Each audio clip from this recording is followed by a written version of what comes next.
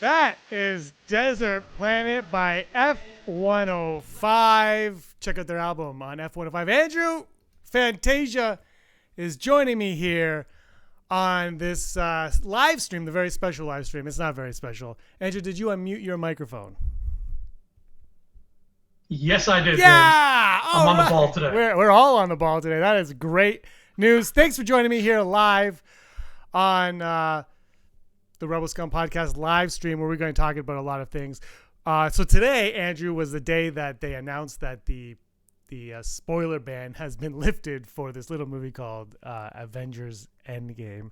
And I had the opportunity to see it this past weekend. You've seen it 7 times now, if I'm not mistaken.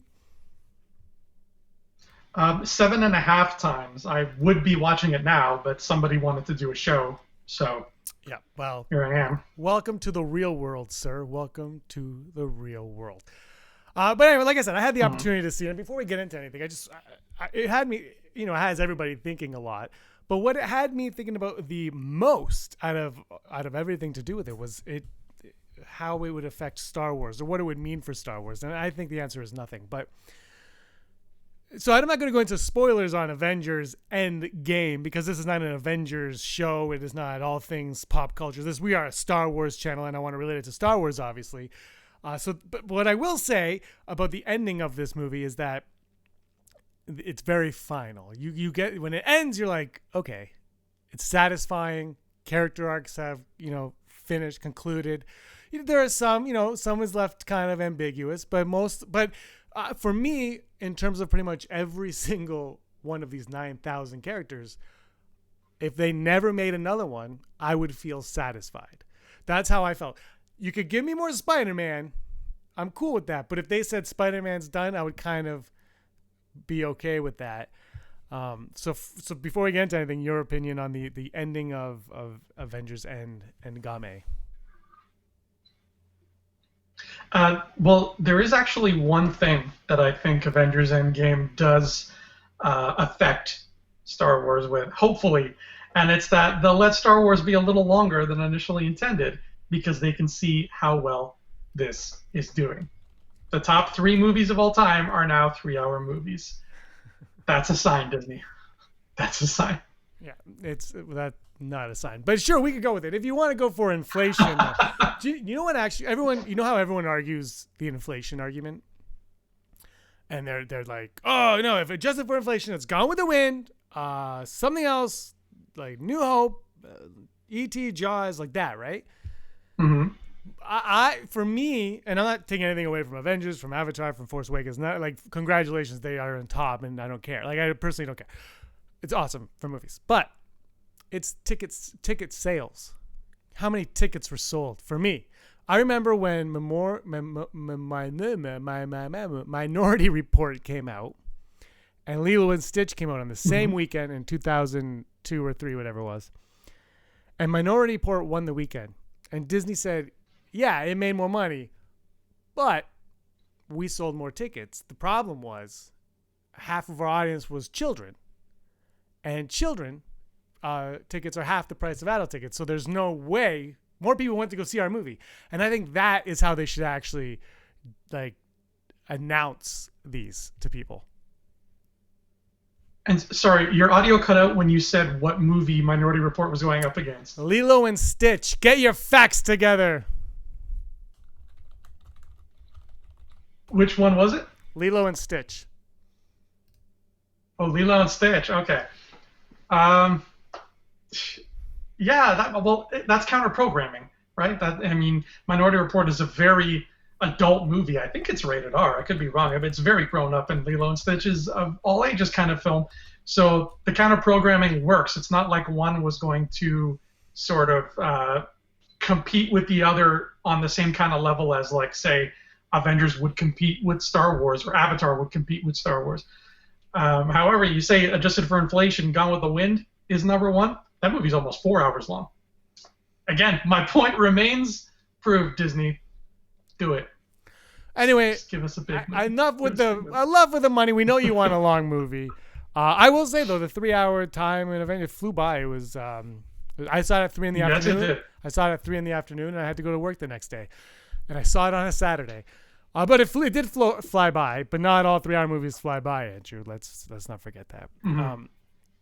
But well, like I said though, is it felt final, it felt complete, and for me personally, who has I like the MCU, but I haven't been in love with a lot of them. It felt like I was very satisfied, and I was like, that is what I've been waiting for, and I was kind of like, thank you, like that's what I was hoping that how this would end. I don't know if that's a good thing or not, but for me, I felt satisfied.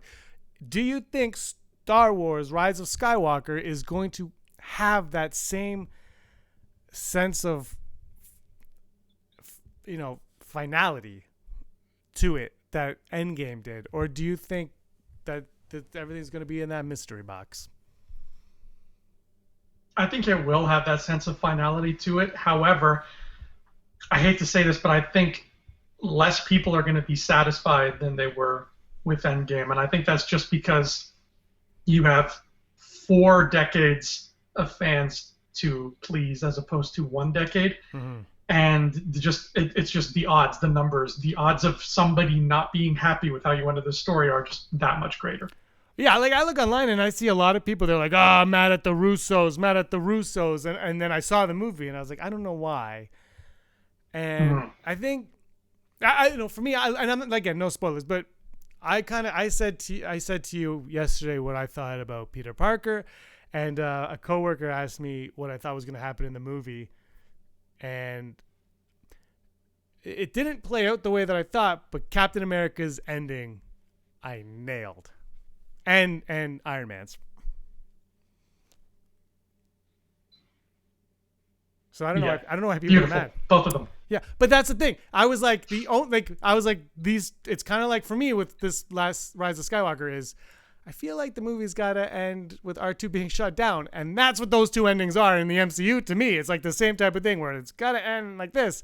But I don't know if it's going that way. I do worry that it's not going to feel like an ending because of what Brock was talking about on either 124 or 125, I can't remember. And that this is about the new characters. And there's almost, are they going to have too much emphasis on the new characters, which is fine. But is that fine in a 9-part story? I think you can have emphasis on the new characters and still end on the old. Because I agree with you 100%. The last 2 characters we see in this film should be C-3PO and R2-D2. They knew that at the end when they were making Revenge of the Sith, and they should know that now.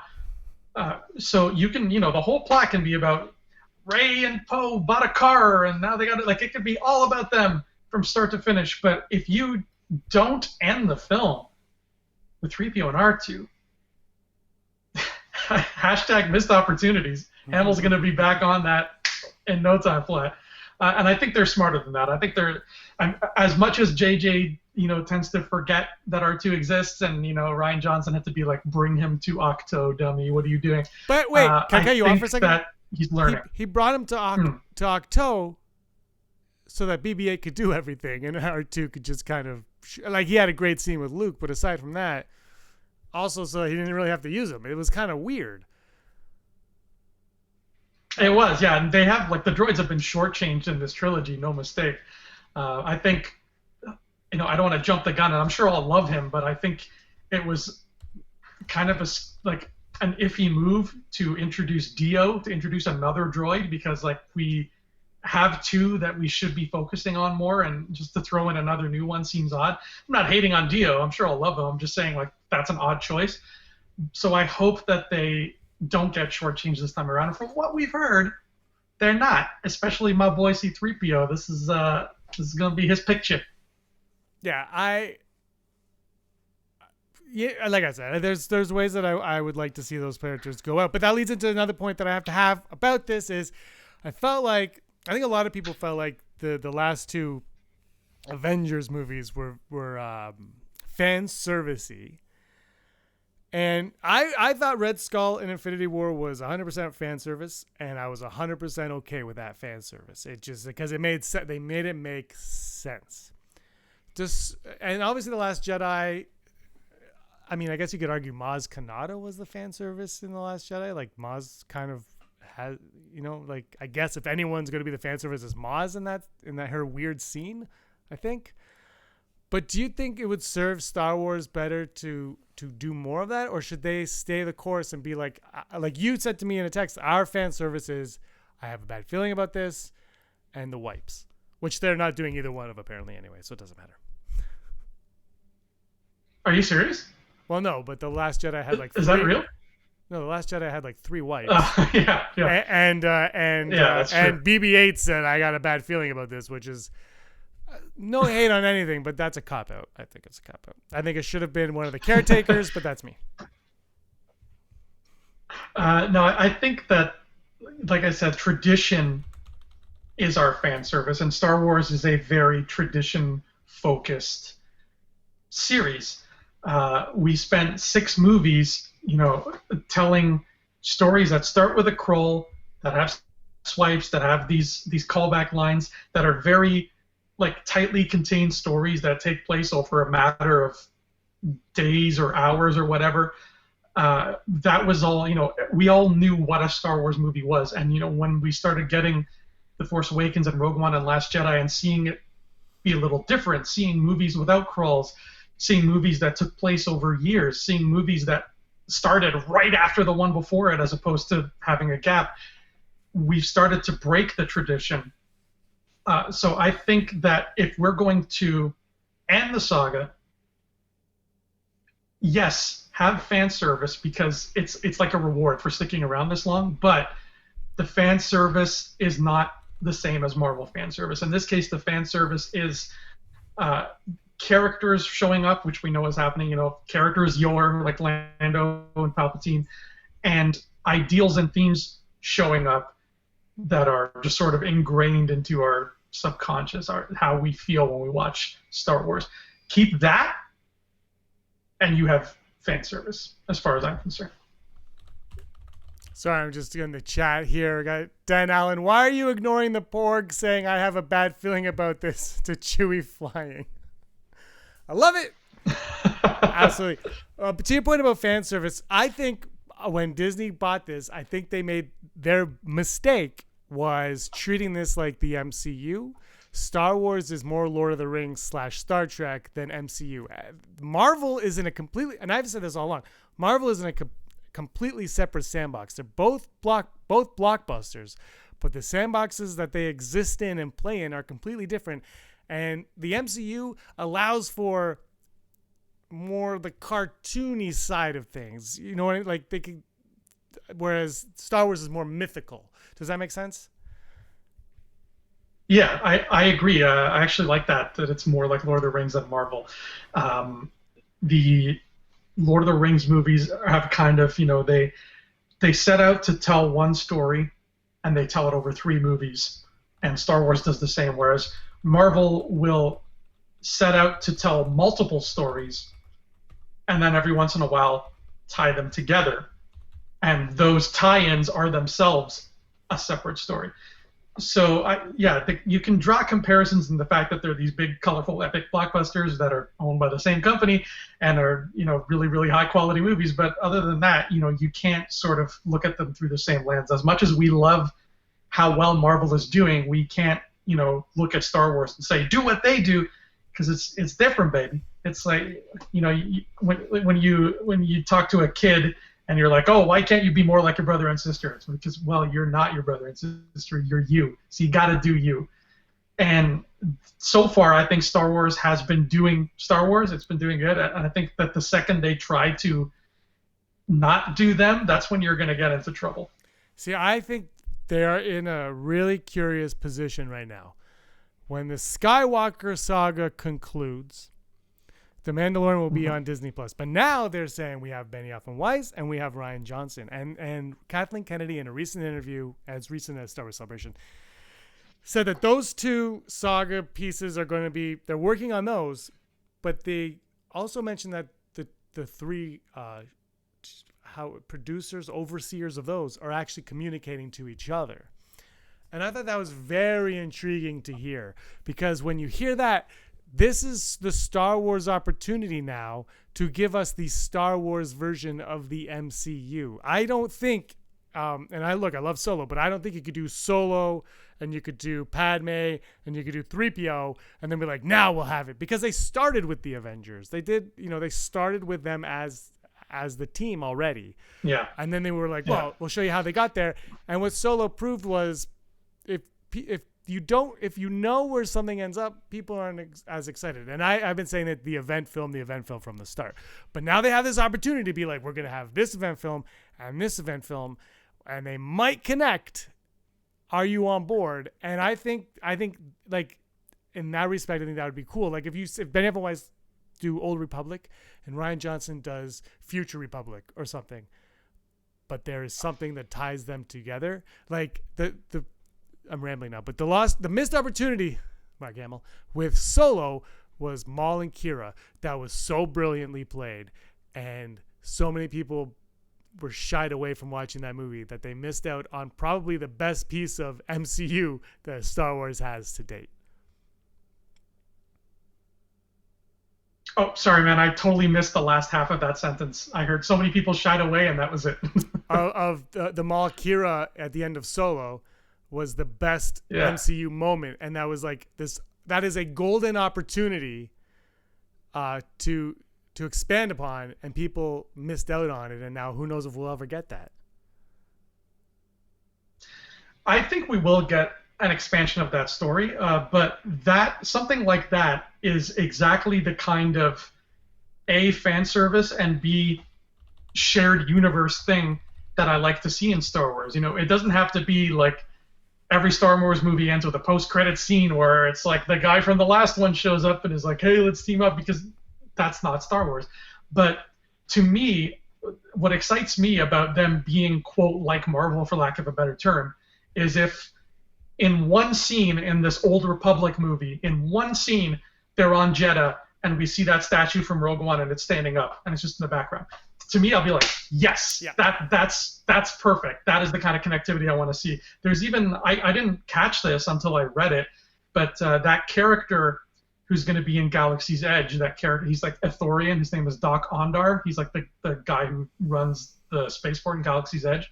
Apparently, they dropped his name in Solo, just like really low key, when they're at the party and Han sees Kira and he goes up to her and she's talking to like a lady or something, and she's like did you get in touch with Doc Ondar? Okay, look, get back to me when you hear from him. And then she turns and she sees Han. So like that's beautiful. That's what I want to see. I think that's what all us crazy nerds want to see, is we just love that little connectiveness. And just if they can improve upon anything, it's just make it a step more so that it's not all, you don't have to go to the books to get that, right? Because the books have it. The books have always had it. But just take it a step more so that you don't have to go to the books to see connectivity. You can see it in all the films. And I think they'll do that, especially if, like you're saying, Kathleen's got the producers sitting in, sitting around the same bonfire, talking, swapping notes. I think we'll see that more. Yeah, I'm totally down with that. I love the idea of just going to the planets that we've seen and seeing them before or after the events of the movie that we just watched.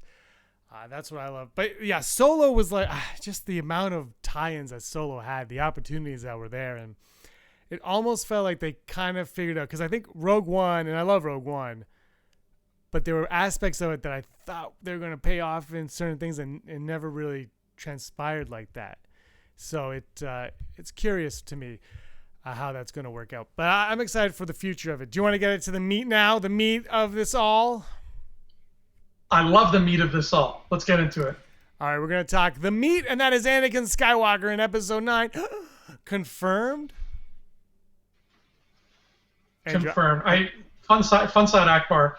For those of you who don't know, before we had Rebel Scum podcast, I was in some movies that James directed, and we were making this one movie. We were sitting in a park, and I was with like the female character in the movie. She was like my character's love interest, and we were sitting on the grass, and James was setting up a shot, and he got the shot how he wanted, and he said like, "Oh, this looks great. You guys look like you're on Naboo," and that was the happiest I have ever been in my acting life, being told I look like I'm on Naboo.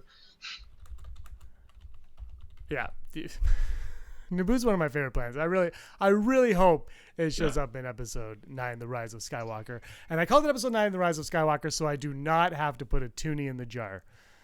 Thank goodness, because I'm going broke for this all happening. Girls with sabers are here and they are hungry. We're going to virtually send them a cheeseburger with fries. And there's a reason why we're saying a cheeseburger, but I'm not going to say it. All right, hello, girls with sabers. So Anakin Skywalker is obviously in this motion. Not Anakin Skywalker. Sheev Palpatine, Sheevy is making his return to the Star Wars universe. That's something that actually I'm very excited about because if there's one way to tie all the movies we watched in the past together, it's bringing in Sheevy. But that raises the question. It's called Rise of Skywalker. What in the blazes does Sheev have to do with Anakin Skywalker or just the Skywalker name? Andrew Fantasia, tell me what he has to do with the Skywalker and why they will rise.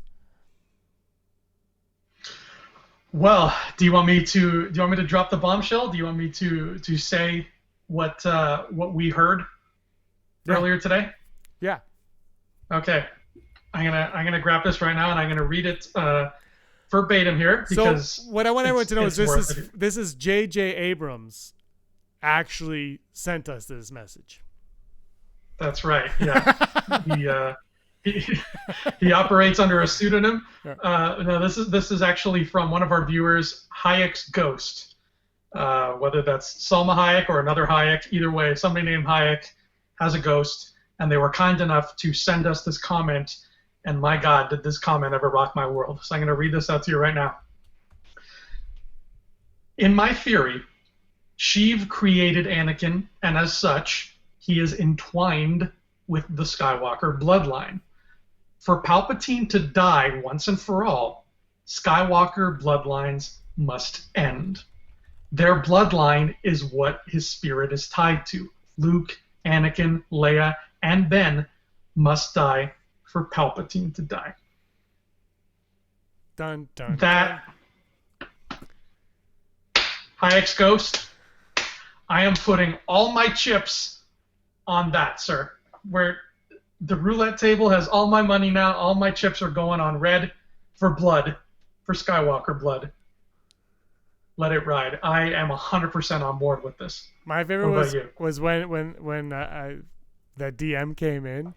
The second part of that was, I don't know if you were talking about it. I haven't finished watching this episode, and I was like, I don't think we're smart enough to have thought of that.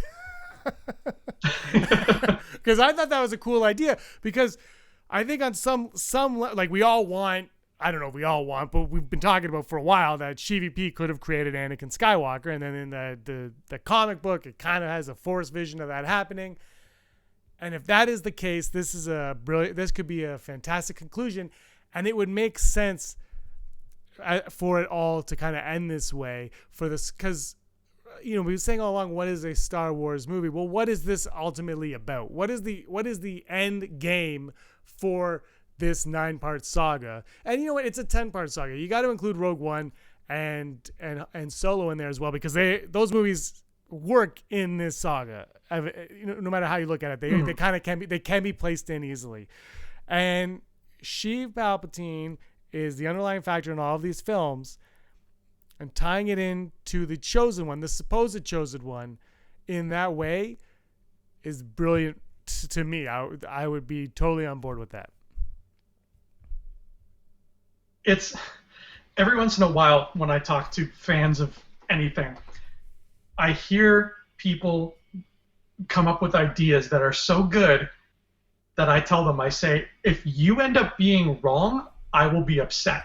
Like if the idea you presented to me just now ends up not happening, I'm gonna be really disappointed.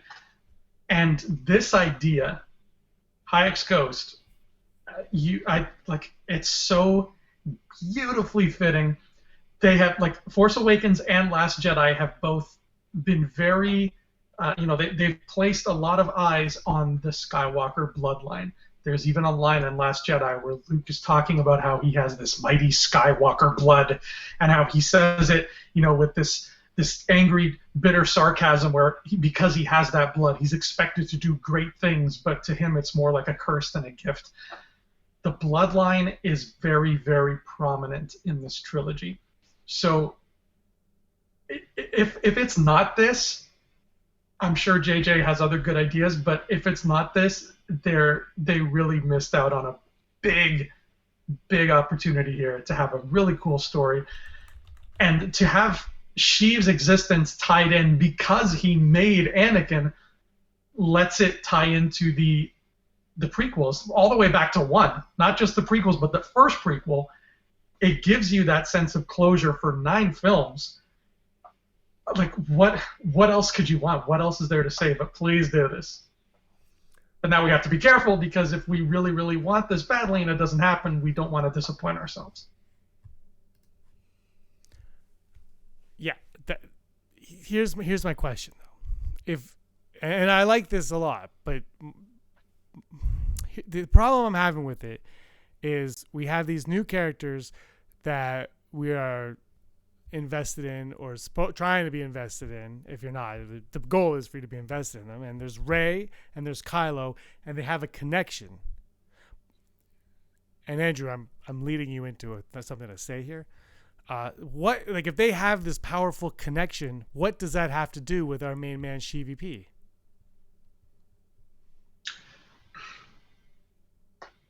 Their connection might be that, if any. Okay, how about this?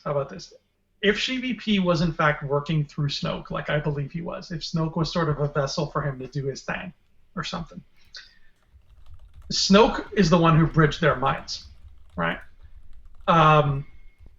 If all of this was planned out by Sheev, that Kylo would, kill the Snoke body and team up with Rey and want to start anew with Rey, Sheev might be thinking to himself, this is how I perpetuate that bloodline. I get these 2 kids together, some raging hormones happen, they start getting touchy-feely, next thing we know, Rey's pregnant, I can live on through that kid. There was that whole thing in, I want to say Aftermath Empire's End, I think, where whenever it was where they mentioned that Kylo as a baby was targeted by Snoke. Like, as a baby, he was already being used for dark purposes, or at least being looked at by people with dark purposes. So it's not even just a matter of, like, they knew Kylo was a powerful Jedi when he was in the Academy, so they snatched him up. It was like, we're watching him from the beginning.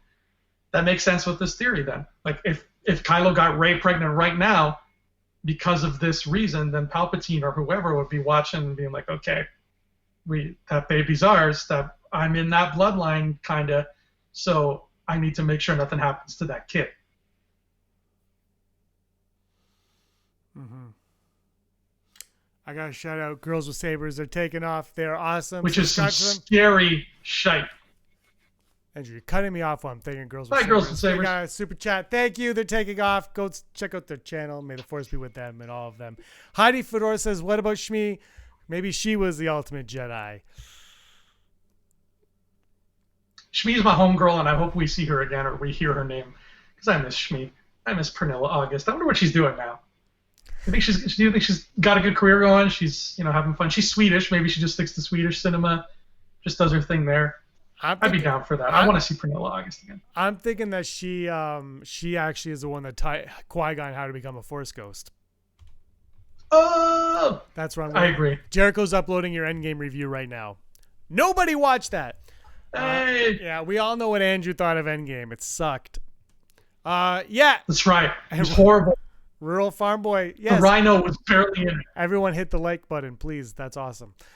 And subscribe. You probably are. Everyone watching this is probably subscribed anyway. That's how we roll.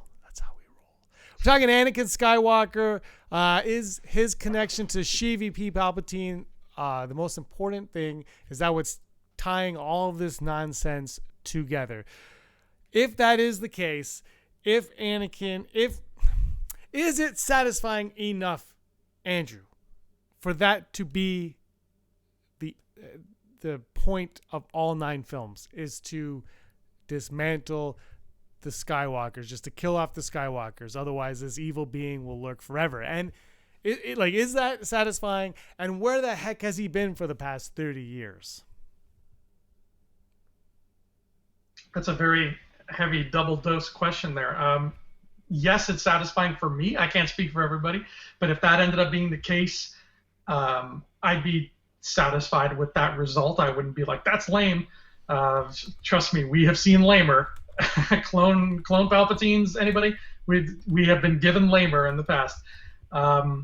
Plus, if you're a Bendemption kind of person, there you go. There's his redemption. They find out this news, and he's like, well, I'm going to take my own life to kill Sheevy P. And everybody's like, no, don't do it. And Rey's like, we have a thing. What about Reylo? And he's like, sorry, Reylo. You have to let Reylo die. Kill him. And then he kills himself to get rid of Sheevy P. Beautiful. You get Reylo, and you get Bendemption, and you get the time. It all works. It all works. So I think it'll satisfy a lot of people.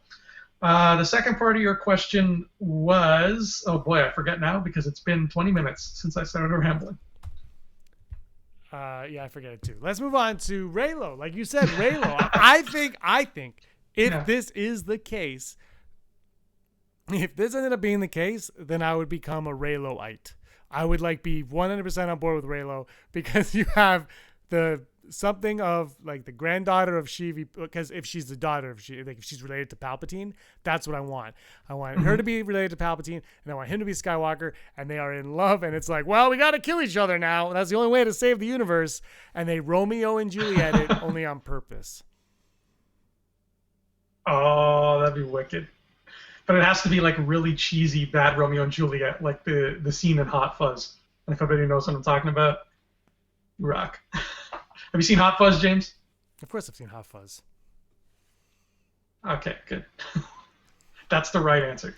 Yeah, I would be down for that. And it would really add to the whole tragedy of it all if it's like they finally find a common ground, and then it's like, yeah, but we both gotta die because Palpatine's a giant a-hole and he's using our blood to fuel his life force. And there you go. Tragedy. Tragedy, baby. That's all the best romances are tragedies. This is true. And like Spider-Man said in the very first Spider-Man movie ever, this story, like any other we're telling, is about a girl. That girl. Mary Jane Watson. It's not for the faint of heart. I like that movie. Is that movie, like, do people not like the original Spider-Man movies anymore? Is that a thing? Like, is it like, no, only Tom Holland? Ah!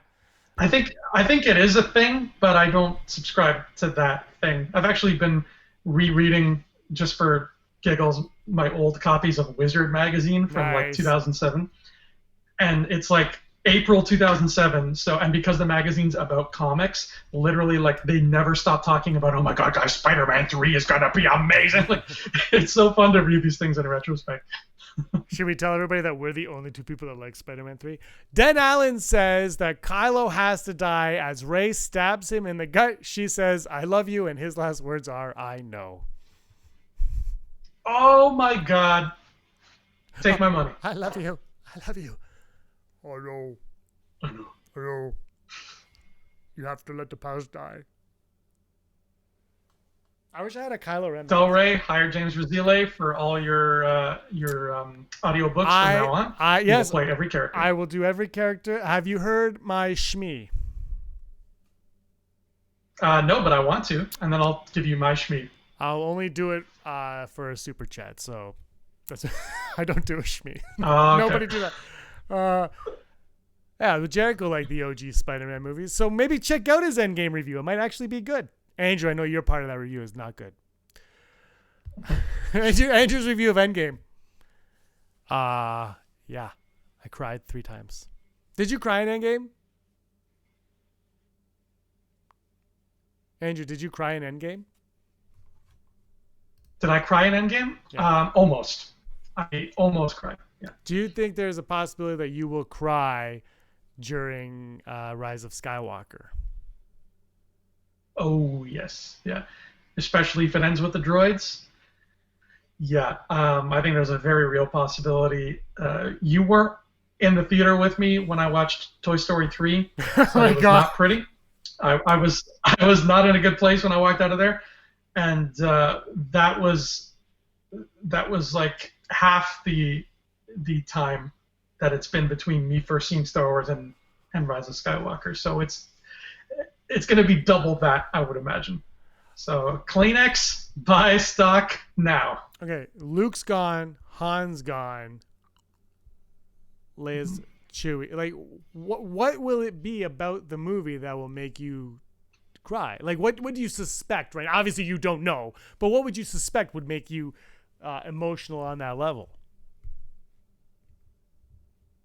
I suspect that there would be, just something at the end, like an epilogue kind of thing, like what we got in Endgame or what we got in Return of the King, those endings, just something that shows us kind of the end of the story, where all the surviving characters are now, and it's going to be poignant and it's going to be beautiful. And they're probably, because they're still working on the movie as we speak, it's not locked in yet, they're probably going to put some emphasis on Chewbacca. If Leia is still alive by the end of the film, maybe put some emphasis on Leia, and that's going to get us. God forbid if any other actors, knock on wood, pass away between now and then, they'll probably emphasize them too. And then we're going to get something, hopefully with the droids, that wraps it all up, and that is just going to hit me right here, right in my nipple, and it's going to make for some waterworks. It's just going to be that whole emotional epilogue that comes with any great ending. Okay, well, the chat wants me to say Annie like Shmi. Den Allen 5. I'll call him Den Allen 5. As we say. I'm trying to think of how she would say. What does your? I can't do it. Andrew, can you help me out here? I need help. Okay, hold on. I'm gonna get you to feed me a line, and then I'll Shmi you. Okay? You're gonna Shmi. Okay, you're gonna Shmi. I'm gonna get you. All right. Okay. All right. I'll get you to say, "We don't want to put your son in danger. There must be some other way." Is that Padme? Yeah. Okay. Well, that's even worse. I have to sound. Okay, wait. Can I do like trailer Padme, or do I have to do movie Padme? Which Padme can? Whatever Padme you're comfortable with. I'm really good at the impressions of a 16-year-old female. This is going to work out really great. Okay, what's the line? Tell me the line again. I'm iffy on my sandstorm lines. We don't want to put your child in any danger. I'm sure. Yeah, we'll find some other way. What the? Okay. I think I just went like weird. Why? We don't want to put your child in any danger. Whatever. Annie? What does your heart tell you? Okay. It's the same as Padme. What? No way. That was way different. Okay, hold on. I got Shmi. Okay. Ask me who the father was. Who was the father? There was no father. What? I channeled the wrong character. I think I channeled Qued Quaternaros. Oh my god! All right, this was the way you said that with your eyes closed. Well, I was really actually trying. There was no father. I can't explain it. This old man named Sheev came down. He bought me a drink at the cantina. He came to the bar and he bought me a drink. I used to be able to do a Shmi. Let me see if I can do it. Hold on. Okay. Right? I may not like it, but he can help you.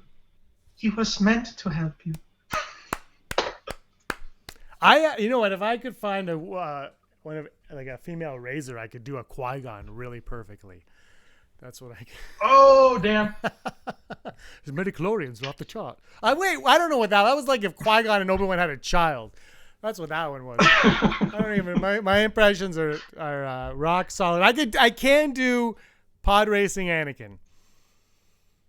I can't wait for your one-man show radio play of the whole saga. It's going to be fantastic. Well, we're actually working on a radio play that you wrote, and I actually have applied to do every single role.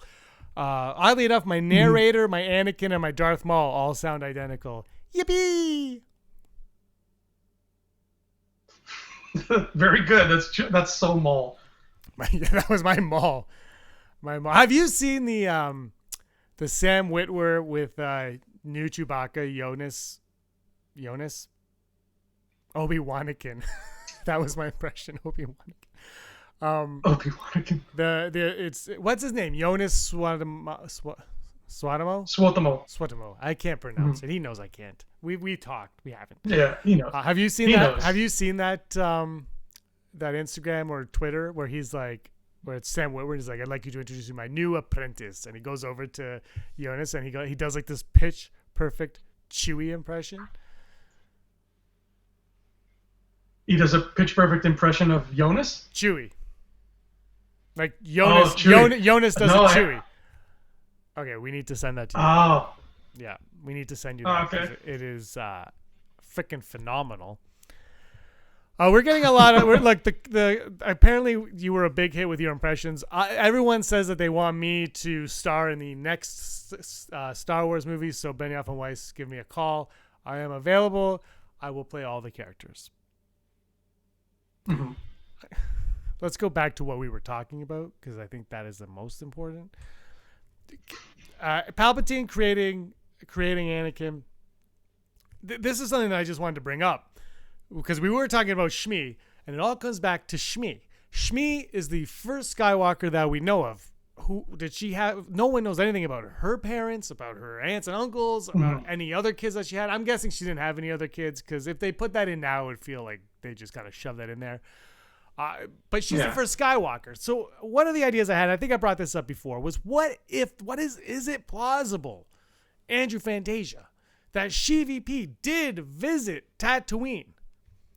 And because he knew that it wouldn't, like, it was far enough away, and he bought Shmi, and then eventually sold Shmi, and the whole plot of the Phantom Menace is derived from SheVP, right? Like, he's the one that foresees it all and makes it all kind of happen. He's like, you're gonna go there, and that's gonna go there, and because of that, the Jedi are gonna end up going there. But then this is going to happen, so the Jedi are going to have to go, and they're going to crash land on this planet Naboo, and then while they're in there, they're going to need this. Like, he probably orchestrated this entire thing. Is that a plausibility? Is it plausible? Is it possibility? Plausibility? It sounds convoluted. I feel like it. I don't know.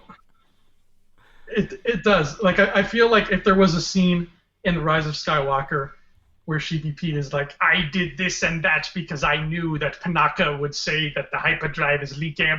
Like, I feel like people would laugh and they'd feel like, you don't know everything. You can't know that. I think it would be cool if, he visits Shmi, he does the thing, he makes her a Force baby, whatever. And like you say, he does it on Tatooine because that seems like it's out of the way. And fate just happens to bring the Jedi that way. I think that that was not part of Palpatine's plan, but he changed his plan accordingly. Like, maybe by making that baby, he was doing, the Plagueis thing by keeping his life force intact in this bloodline, and he thought, if I put it on this out of the way planet, that kid will be fine, he'll grow up, whatever, and then things happen, and that kid got brought to the forefront of the galaxy in a big way. Who knows? Maybe when SheVP did that to Shmi, she wasn't a slave. Maybe she was, living comfortably somewhere, and things went awry. For all we know, she wasn't living on Tatooine when it happened. And then, maybe she was, like, living on Naboo or Alderaan or something. And he did this to her because he's like, oh, she's living a cushy life. She's got a nice condo. Things are okay. Nothing's going to happen to that baby. Witchcraft. And then something bad goes down with Shmi in her personal life. Maybe she's like, oh, I have this baby and nothing to, I can't buy it food. What do? I got to get a job, whatever. She falls on dire straits. She thinks the only way I can do this, the only way I can feed my baby is to sell myself into slavery, whatever. I got to take some desperate measures. Things just snowball. She ends up on Tatooine. That's a very real possibility. She falls on some hard times, but she loves the baby so much. She doesn't blame him for it. She's like, this is what it is. It happened. That sounds plausible. Dan Allen 5 saying, according to Aftermath, SheVP had a thing for desert, outer rim planets for quote-unquote research. That's what he likes to call it. When you get a Tinder message from SheVP, he's like, "Why don't you come over for some research?" I've never met a female Rhodian. I'd like to research you. Wasn't he racist towards aliens? Oh, very much so. Yeah. Yeah. Is that new canon? And human. Is that new canon though? Like, is that? No, that's been. No, but I mean, like, has that made its way into new canon, or is that like they've kind of not touched on that? Yeah, in Thrawn, I think they kind of bring up like you're an alien. That's right. Weird. The Empire doesn't really like. Yeah. I only read the first one. I have to get. I know you're not a big fan of it, but I have to get onto the second one, and the third one's coming out too. I've got to check those out anyway. I think there's some stuff that that might play a factor into nothing. If I've learned anything from the novels. GVP is on the cover of Thrawn 3. No way. I wonder if that could play into Rise of Skywalker at all. You know, I will say that the connection in Bloodline and Last Jedi was disappointing. I'll say that. The book was not disappointing, but that they were like hyping up the connection, that was disappointing, I thought. Oh, yeah, there was no connection there, barely any. Yeah. Just like the one character, that's it. Oh, I'm just reading the comments right now. We're getting a lot of them, and I can't keep up. Hold on. Thanks, Jonathan. He met with those blue people in Attack of the Clones. Yeah, what was this guy's... Oh, what was that guy's name? The big blue guy in the Senate with him. Lee Ortiz. Orn Frita. He's a Rhodian, though. Not a Rhodian, sorry. He's a Twi'lek. He's just a very, very obese Twi'lek. Orn Frita. He's the best. Orn Frita. Can I do my impression of him? Yes, you can. This is a crisis. Very, very good. Was that good? Wait. You can do a very good Watto. Why have you been holding out on us? Because I don't want to do Watto. It hurts my throat. It keeps me going. So I'm writing that book and I'm doing like the top 10, and Watto didn't make my top 10, but I was trying to. I was like, no, but I like Watto more than Luke. But I don't really like Watto more than Luke. I just kind of think I like Watto more than... You know what I mean? Like when you're doing these... When you're trying to put together a list, I'm like, well, if I'm being selfish right now, Jar Jar Watto, Ben Quaterneros, Two Tubes, and like it literally is like that, and then like Jabba. But that's like, are those really my favorite characters though? I don't know. You know who I love? Dun dun dun dun dun. Yeah. So pod racing Anakin. Yippee! That one I can do very well. That's kind of how his head moved in that scene. He was very much like a bobblehead during the whole pod race. Now this is pod racing. Yippee! Yippee! Aaron just came in and gave me a look. She's like, Aaron, stop giving him looks. Aaron just says, stop giving me looks. Ba-ba-ba-ba-da. What? She said she'll stop giving you looks when you stop acting half crazy. I like that Andrew heard and I couldn't hear. Oh, she saw me. She saw me doing this, but she watched. She's like, "Hey, do you want to say hi?" It's Andrew and everybody on YouTube. We're live right now. You're interrupting our live. Oh, sorry. I was scary. Look, our excellent internet connection. It's been amazing tonight. You should go on and give us a super chat. Here you go. Well, you can't see. You have to look at this. It's a delay. We're on a delay because we might be swearing right now. That's why. This is the live right here. Dan Allen says, Ben Quaterneros gets a scene in a show or film where he wins the Tatooine 500. By the way, I did this Facebook contest on May the 4th, and it said, tell us your favorite Star Wars character and why. And I said Ben Quaterneros. And my reason for saying Ben Quaterneros was because I firmly believe that had his pod racing not broken down during the Boonta Eve Classic, had it not broken down, Andrew, just hear me out, he would have won that race. But because his pod race broke down, that allowed Anakin Skywalker to win, and thus the events of Star Wars get to unfold. If Ben Quaterneros' pod does not break down, there's no saga.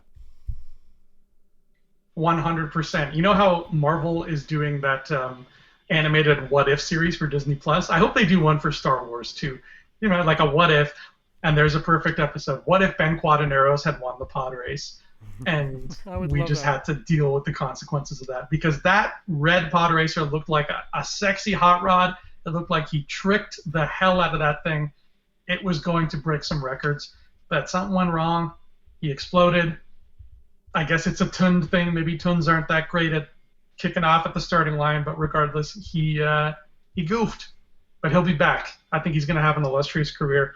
Did you ever see the Speed Racer movie that the Wachowskis did? I know you're a big fan of it, and I had trouble with it. You had trouble with it? Okay. Well, there's just adore the camera doesn't stop moving, and I'm just like, I'm out. I'd rather just go to a ride at Wonderland. Canada's Wonderland. That's our theme park.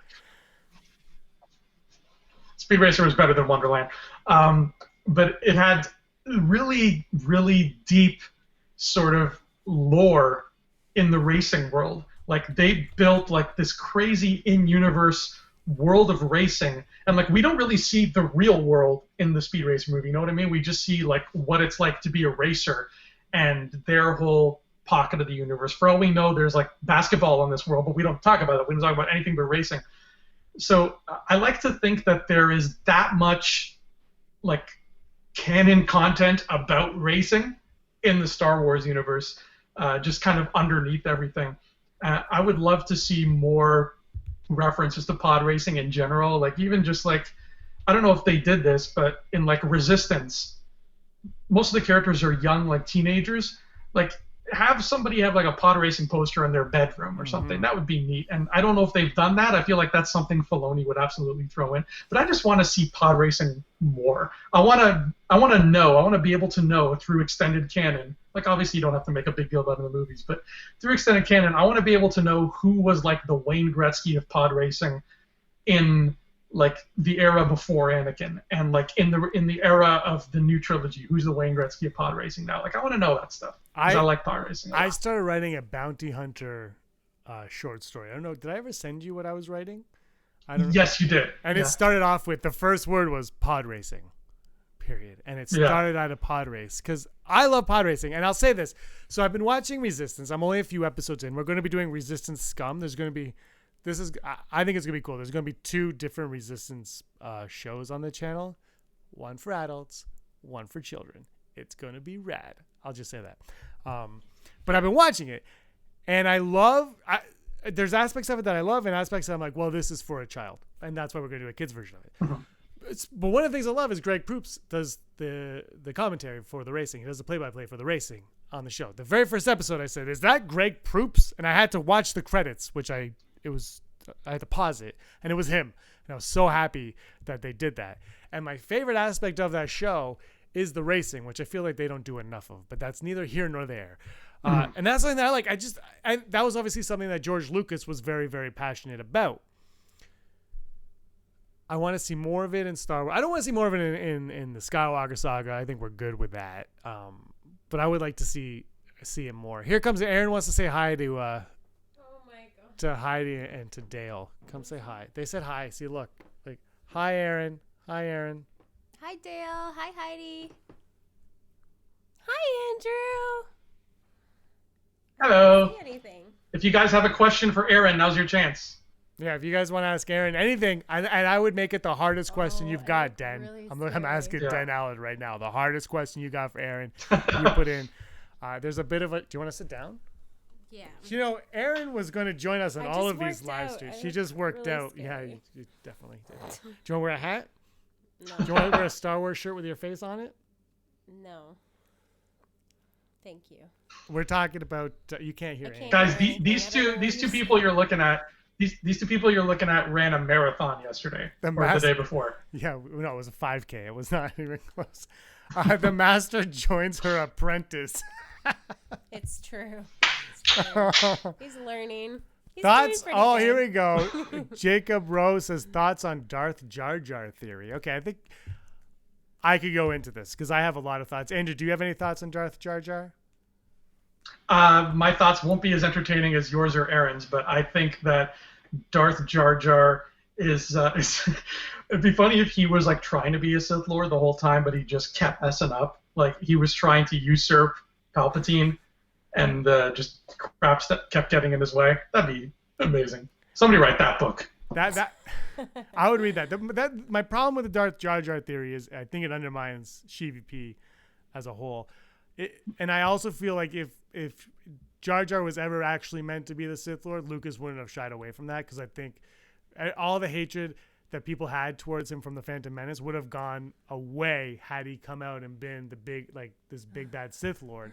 But then I think, and then I think it happened to Robot Chicken. But Jar Jar and Anakin or Obi-Wan, at some point they would have to fight, and Jar Jar would ultimately have to die, which might even be a better ending than what he got in the Aftermath book. Yeah. Okay, we got Dan Allen's question right now. Here we go. Ready? If you see ROS or TROS, that means Rise of Skywalker or The Rise of Skywalker. It took me like a day to figure that one out. Yeah, no, it took me like a day. Well, she's smarter than I am. The trailer dropped. I was like, what's a Troz? Tros? I don't know. All right, here we go. Still apprenticing. Aaron, what are the odds of Snoke versus CVP? Emperor Palpatine. Never tell me the odds. Dun, That's a good question. Andrew, do you want to go first on this one? No. I'm gonna say. You got this question before? I'm gonna say 0.11%. Well, yeah, I'm gonna say 1. She's gonna say 1. Yeah, not. I'll say 18%. Oh. Ooh, why are you going so high? Because if he did like take this guy's body and use it as a vessel, I would imagine they would have fought first. I'd imagine Snoke would have been like, "No, get away from me," and that might have been, a little one-sided fight, or it might have been a lightsaber duel for all we know. I don't know, but it's very possible. So. It is possible. Anything is possible. Shout out Al Schuler. Al's joining us right now. Yo, Al. What up, Al's Al? Patreon Hey, Al. exclusive. He's the only one that can watch this right now. No, there's a lot more on here. Okay, I'm gonna go take a shower. She's gonna take off right now. You're probably dying. Say bye, Aaron. Bye. Bye, guys. Nice to see you. Bye. Yeah. Talk to you. Dan Allen says 2% right here.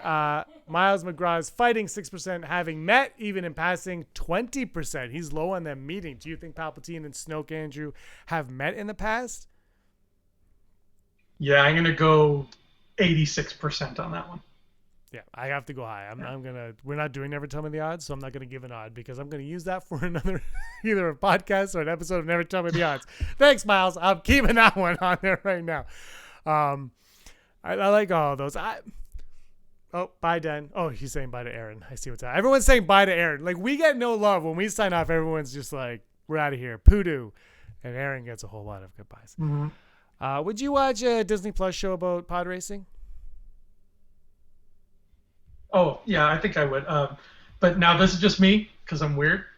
But I would much rather have like a beautiful like DK hardcover, like 400-page like visual guide to pod racing, like just pod racing. And it's like they talk about, hundreds of different racers. They talk about different racetracks and show like maps of like they could just pull shit out of their ass and just be like, yeah, this is a person who's a thing on this planet and they race here. I would love that. I'd be all over that kind of book. Like, imagine the complete locations book that they made a couple of years ago, that gorgeous book with like all those original illustrations, but it was just about pod racing. Yes, please. All day, every day. I think everyone's saying no, except for Dan Allen. He wants more pod racing. We got some more where's the rise of... What about, this is from Daisy Johnson, what about the rise of Skywalker bringing someone back to life? I mean, aside from CVP, or maybe they mean CVP. Here's the thing, Daisy. Thank you for the question. Personally, I would not like that. I don't like canceling death, even though I liked... actually, I can't... I don't want to spoil things. But I don't like the idea of just undoing death. To me, that was the worst part of Star Trek Into Darkness. I could get behind the weird con stuff. I could get behind everything, but as soon as they canceled death in that movie, I was like, no, that's it. And it would be very cheap. I feel like a lot of people would not like it, I feel. And when you have so many other more interesting options, like the bloodline option that Hayek's Ghost brought up. Like, there's so many more avenues you could take that are universally leagues ahead of just like, nope, you're resurrected. Then, like, it would just not be wise to take that road. I'm going to say this. I'm with you 100%. I don't like it when characters die and they come back. I mean, the MCU, we're talking about MCU, we off the top of the show, and that was my biggest problem with them is nobody died. There was no stakes, I felt.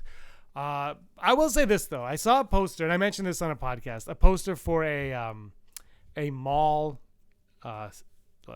spin-off film. It was called Maul. And first of all, Maul was brought back, which was fine. But it was like Maul, on the poster was Maul, Kira, and Mace Windu. And Mace Windu was and Mace Windu was all like scarred and disheveled, right? And I was always like, no, Mace is dead. Just keep him dead. And then I saw this poster and my mind just went off. And I envisioned this whole movie with Mace Windu alive. And I came to terms with he is alive in my own headcanon, not in actual canon, but my headcanon. And if they ever, not that they ever would make that movie, but if they did, I would be on board with it, even though I was a firm denier of him being alive, even though, Samuel L. Jackson said he was alive and George Lucas said he was alive. I was always like, no, he died. He's gone. But that poster kind of sparked something in my mind where I was like, no. If he was kind of just like so frail and he couldn't really do anything, but he has to seek out and search for the Sith Lord that is lurking or something. And then he somehow he ends up, figuring out about Maul, and that kind of comes to a head. The only thing about that poster I didn't like was Obi-Wan Kenobi being in the movie. Obi-Wan and Maul, for me, their story begins in Phantom Menace, continues in Clone Wars, and ends in Rebels. So I would keep that out of a movie. But I don't know. I'm with you though. When you're dead, you're dead. Don't bring him back. But that was the one case where I was like, ooh, okay. Yeah, I like the idea of Mace dying when he got thrown out that window. There's that window, out that window. There's so many, like, there's so much gravity to that scene that involves his death. And if he didn't die, you take away a lot from that scene, and that's one of my favorite scenes from Revenge of the Sith. So I don't want to take away from it.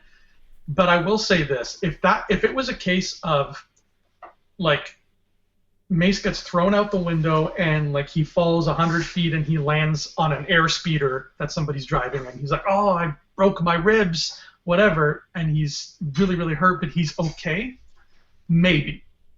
I could maybe be on board with that. But if he full out landed, splat, he's dead on the concrete, and then through the magic of the Force he's brought back, no. No. Don't mess with that. No, I don't want that. Al Schuler would love a Maul miniseries. Yep, let's do it. Let's call somebody. That's what I want. The Maul, Kira, Maul. Just bring back Maul. That was like the thing with Solo.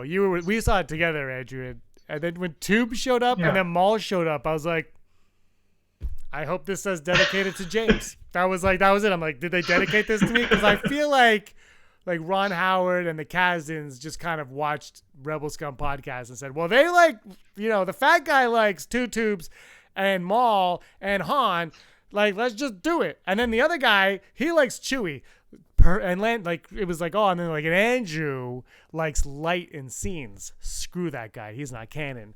Yeah, screw that guy. And that's how they made it. Maybe Ahsoka could actually kick Sheev's ass, says Dana. The comment was, I had to approve that comment because of the A word. There's a lot of talk about Ahsoka in here right now. Do you think we're going to get Ahsoka in 9? I just can't see that. I'm not. In Rise of Skywalker? Yeah, no. No, I don't either. I love her to pieces, but she doesn't belong in that movie. A reference to her could be possible. And it'd be nice to hear, I'd love to hear Hayden Christensen say the word Ahsoka. Mm-hmm. Like, I would love to hear that name kind of, just like how we got a little thrill hearing Mark Hamill say the words Darth Sidious. Mm-hmm. I would love to hear Hayden Christensen say Ahsoka, just to kind of bring it all together. But I don't think we need to see. Maybe, you know what? Here's the thing. I'll say this, guys. if we get like a gallery of Force ghosts, maybe she could be among them. Maybe she's gotten old and she's died at this point, and maybe she could be among them. Well, I could buy that. But that even just in the background, maybe she says like 2 lines, and it's Ashley Eckstein, and like it's for the uninitiated, for just a casual viewer, they're like, oh, it's just some Jedi lady who died, because we see a lot of ghosts. But for us, we'll go bananas and we'll do laps around the movie theater. That's the only way I could see her being in this movie. See, Ahsoka is so tied to Filoni that I question where she is at that point in time, and that's why I don't know if you throw her in as a Force ghost. You know what I mean? Like, I don't. She might, because she dies, but then she comes back as Ahsoka the White, basically. So is she like not a Force ghost, but not a Jedi, but like Bendu? Like, is she just forever living at this point in time? Like, has she transcended her physical form to become something greater right now? That's even greater than a Force ghost? Like, I don't know what state Ahsoka is, so I don't know. But if I'm with Heidi Fedor here, I want a Hayden Christensen Force ghost for sure. And if he mentioned Ahsoka, I'd be totally down with that. Just like you said, my 2 favorite Luke scenes in that movie are the R2 scene and when he mentions the prequels, essentially. Like, those. Like, because that is his Obi-Wan Kenobi Clone Wars moment right there. You're like, okay, he's acknowledging that things happen, that it's all part of the same world. I got to bring up this one to you from Jacob Rowe. The theory, and I personally have not heard this theory, so if this is old news, please bear with me then. But I like this one. The theory that I like most theories, though. I think, Andrew, you know that. I say, I'm on board with everything, except anything you say. The theory that Rey is an Imperial sleeper cell agent, and she was brainwashed and can't remember her own Sith training or her true origins.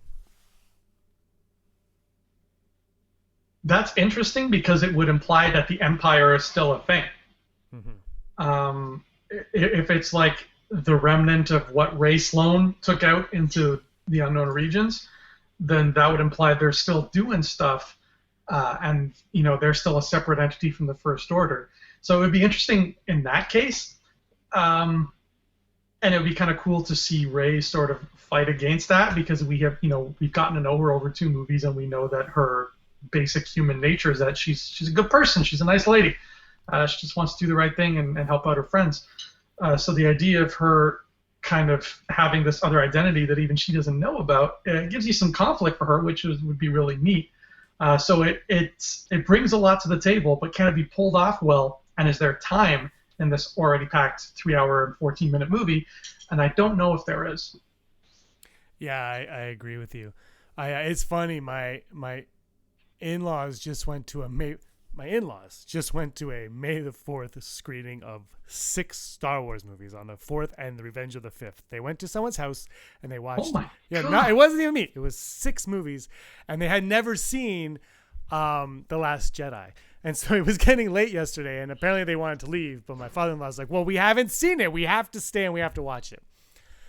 And they were not too impressed by it. We were late going here because he was actually talking to me about it. His biggest complaint with it was that he felt that it didn't advance anything enough. That's how he felt. And that ties into what you're saying. Is there enough time? And I think, I said, I like The Last Jedi, obviously, but I'm like, Episode 9 is like really going to determine where that film falls, I think, over time. Like how Episode 9 play, and I've mentioned this a million times, especially on the Patreon podcast 1313, where I say I don't think Rise of Skywalker is going to retcon The Last Jedi, but I do think that people will view it that way, and that's going to be problematic. And I think what it's going to do is it's going to feel like a retcon, but it's actually going to be expanding what was brought up in The Last Jedi. That's how I think it's going to play out. And I think there are things that are offered in The Last Jedi that do not have a conclusion that J.J. Abrams can now take and run with, and we're going to get. And I just think it's going to play out a lot better, and we're going to feel like yeah, okay, it's felt like 7.5 at the time. Now it feels like 8. That I can't 100% say that, but that's what I feel is going to be the case. Yeah, I agree. It's I think the way your father-in-law was looking at it, I can see where he's coming from, and it's sort of like a middle chapter syndrome. Like a lot of middle chapters, not all of them, but a lot of them can tend to do that, where they don't move a lot of stuff forward. Like look at the Two Towers. A lot of people complain that the Two Towers is just sort of more of the same, and it doesn't advance anything. Like everybody's still in the same place they were at the beginning, at the end of the film too. But at the same time, looking back now that the trilogy is long gone, I think the vast majority of people say that the Two Towers is their favorite one. Personally, I'm more partial to the Fellowship of the Ring, but that's just me. But like the Two Towers is like the clear favor last time I checked. So it all comes down to hindsight when you are talking about series, especially series that aren't not like James Bond, where it's like, the next one can be about anything you want. No, like a series where it's like, we set out to make a series. It's just going to take multiple movies to tell one story. You need hindsight in order to judge every movie accordingly. Yep, I agree, and that's why James Bond movies will never make as much as an MCU movie, because each one is its own individual thing, which is fine, and that's what it is, and it shouldn't try to be something else. And I don't want Star Wars to try to be something else, and I don't want the MCU to try to be something else. They all live in their own thing, and I'm very happy with that. Tie it all back into how it was. Let's see the comments here. Yeah, Heidi, I mentioned this. Next week, we're talking Force Ghosts, right, Andrew? Did I send you the list of everything we're talking about from week to week? We have lists. Guys, we're planned. We have plans here. We do.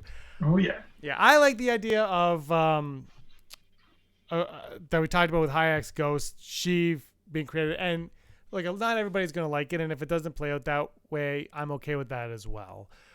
But there definitely needs to be some sort of connection, and we're going to be talking about it for months and months and months, what that connection could be. There's going to be a lot of weird ones and a lot of solid ones and a lot of really, really bad ones. And as long as we have fun with it, there's no problem with that whatsoever. That's right. Just make a fun movie, baby, and we'll like it. We'll eat it up, and we'll buy all the books and toys. Well, we'll steal them because we're poor. But no, you'll buy all the same concept. Wait, do you want to see my... Do I have a new black... Oh, check these out. Have you seen these things? Is that like a can? Like a Coke can? What is that? No, it's just like cheap plastic. But I haven't opened it yet because... Like I bought it because it's Stormtrooper. I also got Vader. They had a bunch. They had a few. These are from... What are they from? Imperial Stormtrooper... Who in the galaxy is ... This is Star Wars Galaxy of Adventures. It comes with a comic. They had they didn't have it, but there's a Luke, a Han, a Chewie, a Leia, I think, as well. But they're not cheap. I'll tell you that. They're like, I won't say what they were because Erin might actually watch this back since she was on it. But they were like they come with a comic. I'm going to open them up. But I love Stormtroopers, so I got a Stormtrooper, and Vader's pretty dope. So I like Vader. That's pretty neat. Yeah, they were cool. I got those with my gold Commander Pyre.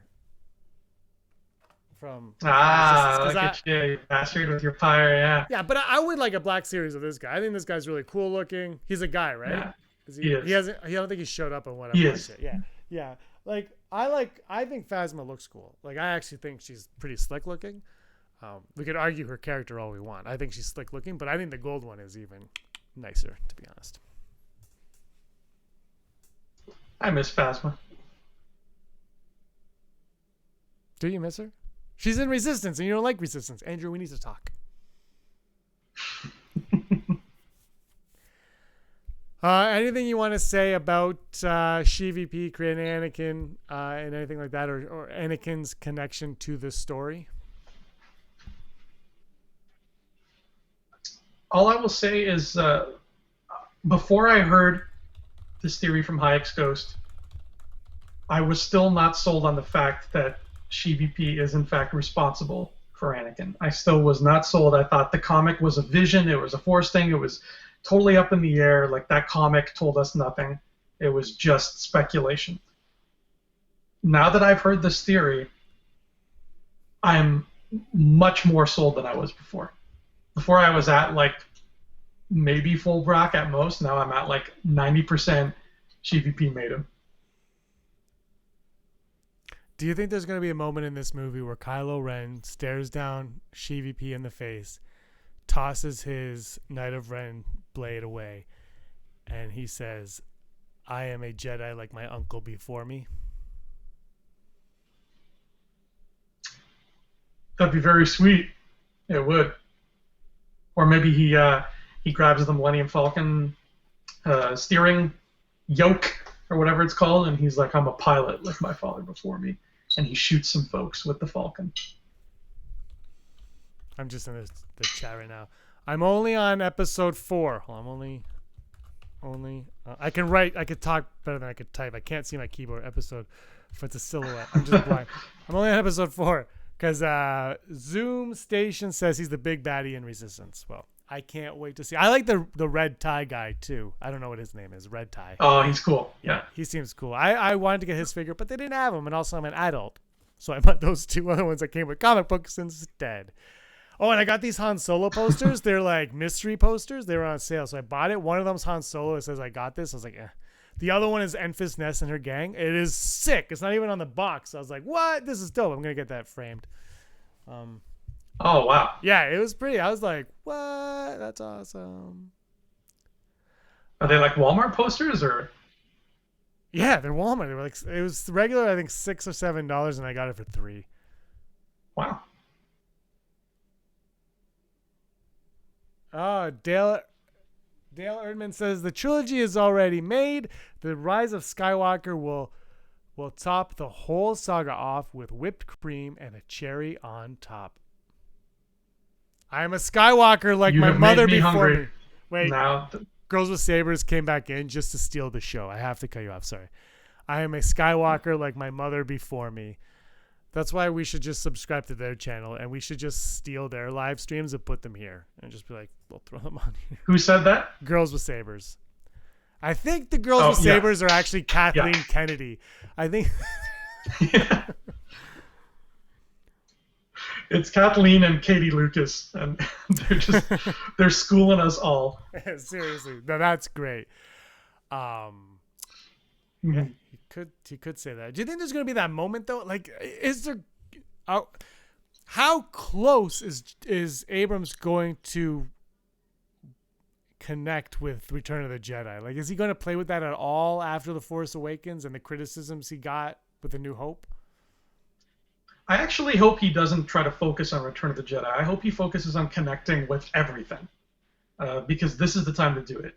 We don't need callbacks to Jedi just because this is the third one. At this point, we need to feel like all 9 or all 8 previous saga films are important and leading up to what we're seeing right now. So I don't want him to zero in on Return of the Jedi. I don't think that would be super wise. Yeah, I don't either. But, I mean, you bring back Palpatine, and Palpatine first really showed up in Return of the Jedi after being briefly seen in Empire, and then he was mentioned in Last Jedi briefly, and now he's showing up. So they're playing the parts. And it's all poetry. It rhymes. It rhymes. All right, let's wrap this up. We're only supposed to go for an hour. It's been an hour and 20 minutes. By the time this thing ends, it'll be an hour and a half because there's a delay and everything. Oh, wow. That's gonna happen. Yeah, we'll be There's back. a big delay. Yeah. Next week, we're going to talk Force Ghosts because that's always fun. And my internet hasn't crapped out yet, so we should probably quit while we're ahead. That's what I always find. Thanks, everybody, for the chat. It's been awesome down there. I love looking at these. Let's see. Thank you. Al Schuler now says, if I hear that if he hears a Skywalker like the father before me, I'm going to top off the line sub your Patreon. Odds of Broom Kid appearing. Let's end it with the odds of Broom Kid appearing. Andrew. 44%, and he has upgraded to a mop. He's Mop Kid. Yeah, he's 0%. He's just there for whatever. But I think the better question is, will we see a Porg? I really hope we do, because Porgs are awesome. They're super awesome. Porg and an Ewok together. That would make it. Never give me An the odds. Ewok and a Gungan eating pork barbecue. We're gonna do a whole episode on porks. If you got or Gungans, if you guys haven't seen Gungans versus Ewoks, vote of no confidence, you gotta check that out. That's with Ezra from Rebel Watch. That was fun. We've got more vote of no confidences planning on recording soon. Maybe or maybe not. Somebody in the comments will be a part of that. I'm not gonna let any spoilers out. Andrew will be doing one too. I stay away from those because I'm really bad at arguing. Peace, love, and Raylo. That's how we're also going to start ending our shows as well. All right, Andrew. Thanks. Thanks for joining us again on the live stream. These are fun. We do them every Monday. Do you want everybody to look at your YouTube channel where apparently you and Jericho are going to be uploading I guess that's on his. But you guys have an Endgame. That's on Jericho's channel. Yeah, we're gonna be we're talking about Endgame. That's on Jericho Kane's channel there. But check out mine, Andrew Fantasia. It's a very simple name. You'll find it, no problem. And lately I've just been talking about Game of Thrones because that's all over the place right now. But I have a video that I'm going to be doing this week. I know it's very, very late, but a video talking about the Hellboy movie and why it did not work. I just haven't gotten around to getting it made because the little thing called Avengers Endgame and the little thing called Game of Thrones keep getting in the way, but that's coming. What's I don't know what Game of Thrones is. You should probably tell me. It's this show. It's like, have you ever seen Golden Girls? Yep. Big fan. It's I have kinda Golden like Girls that. Monopoly. Kinda like that. I have Golden Girls Clue. Oh, why have we never played that? There's a reason. They probably have it though. They have every other Clue. We got to get together and play Star Wars Clue. You're on the Death Star. It's a lot of fun. Yeah. All right, that's all for this live stream. This thing's going to be up whenever the heck it's up. You guys get to listen to this Rebel Girl by F105 right now. Thanks so much for watching. Give us a like, give us a subscribe. It means a lot to us. The comments have been awesome this week. Thanks for joining us in the discussion. It's always fun to talk to you. It makes the live streams worth being live for. And shout out to my internet. It worked. Andrew, thanks. And as always, Hey, may the force of others be with you. always.